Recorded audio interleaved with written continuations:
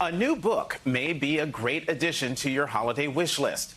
Black Love Letters features a collection of powerful, heartfelt letters from influential Black writers, creators, and thinkers dedicated to the people, places, and moments that have played a major role in shaping who they are.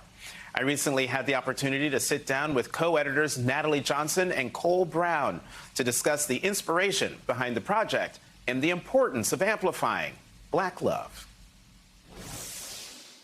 Natalie Johnson, Cole Brown, thank you for coming to the show. Absolutely. Thank you for having us. Thank you so much. So, Natalie, you got the idea for this project in the summer of 2020 during the COVID lockdown. What inspired you?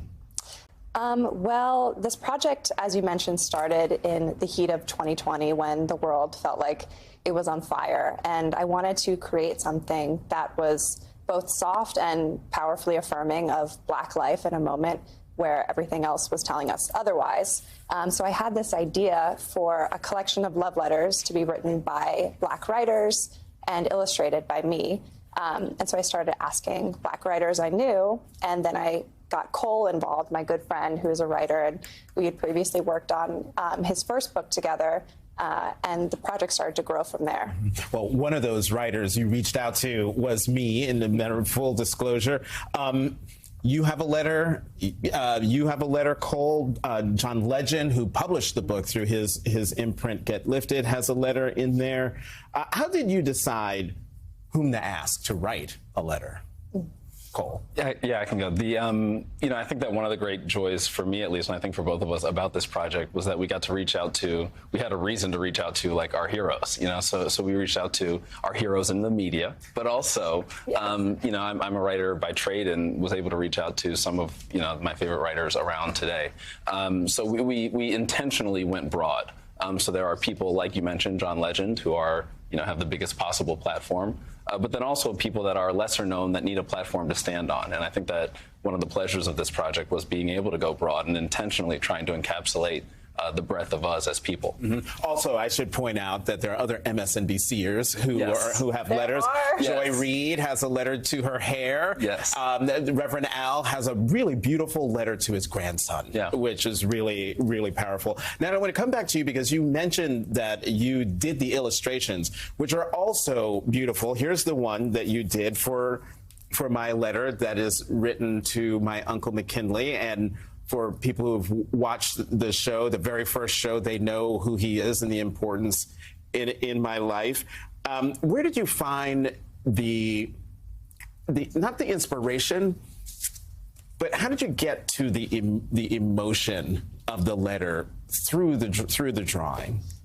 That's a great question. So one of the reasons I love illustration so much is that it honors narratives. And so I wanted to create something that just spoke directly to what the piece was discussing, each of these pieces. So I tried to pull out specific images from each piece or an emotion, how these letters made me feel. And with your letter, I imagined this little boy sitting on top of a man who's, allowed him to get his foot in the door in life.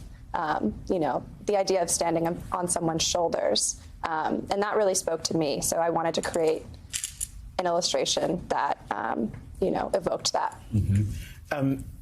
Cole, is there a particular moment that stands out to you throughout the process of pulling together all these letters? I mean, it goes back to what I said a moment ago in terms of interacting with our heroes. I mean, there were moments when I was like, oh my God, Reverend Al Sharpton is willing to contribute to something that we're putting together and sees the value and merit in this thing. So there were several moments like that where we would get an email one day that said, John Legend is willing to publish this thing, and we would have to pinch ourselves. But then there were certain letters, Reverend Al Sharpton's to his grandson, John's to Chrissy, Tarana Burke, who's the founder of the Me Too movement, to her grandmother, letters where you read them and you just say, wow, this is a vulnerability that I'm not accustomed to seeing from these incredible figures. So those were also, really impactful moments for us. In the introduction, which is written by the both of you, there's a beautiful quote in there. Black love has always been defined by its devotion, care, and intimacy, but also its resistance, its unwavering ability to persist in a world that would rather quash it. Why is it important to spread the message of Black love? Well, I think we see the effects of dehumanization for the Black community. We obviously saw what happened in 2020 with George Floyd, Ahmaud Arbery, Breonna Taylor, and we felt it was just really important to insist on our humanity. We absolutely have to assert that because we see the effects of what happens when people don't understand our humanity. Cole? You know, I think that you can't divorce this project from the context from which it was born. So just as Natalie said, you know, I was living in Australia at the time, and the only thing that I was seeing in the media was Black pain and Black strife. And I think that to respond to that, for Natalie to respond to that with love is a brave act and in some ways an inherently political act. I mean, it really is an act of resistance, and that was the spirit of this project. What do you hope readers take away from this book, which you say is something that is meant to be read not in chronological order, but wherever you need to find the strength? I hope that this book at least speaks to some of the diversity that is the Black community, and that everyone can find maybe like a little piece of it that resonates for them.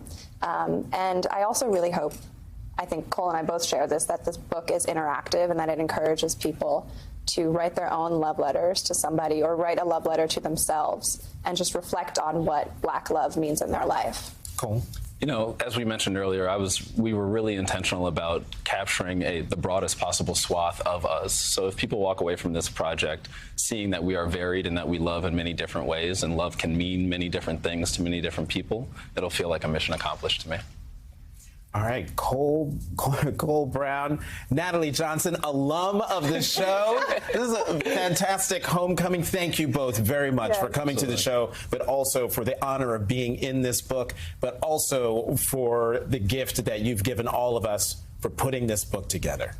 Thank you for so contributing, much. and thank you for having us. Yeah, I should note too that we have one other show, not alum, but current employee, who wrote a love letter in this book, Belinda Walker. Belinda Walker, our senior producer. Yeah. And Belinda's letter to Black America is superb. It is absolutely superb. Natalie, Cole, thank you both very much. Thank you so much. Thank you for having us.